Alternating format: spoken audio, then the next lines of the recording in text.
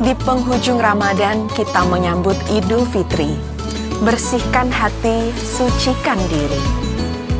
Dalam syukur atas berkat di bulan yang fitri, kita masih ada di sini, di atas bumi pertiwi.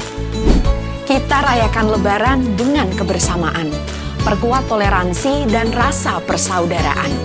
Kita bangun kekuatan dalam persatuan. Indahnya saling memaafkan dalam kasih yang tak berkesudahan, menciptakan jiwa yang damai dan tentram. Selamat merayakan Idul Fitri 1446 Hijriah. Mohon maaf lahir dan batin. Bersama kita ciptakan mudik aman, keluarga nyaman.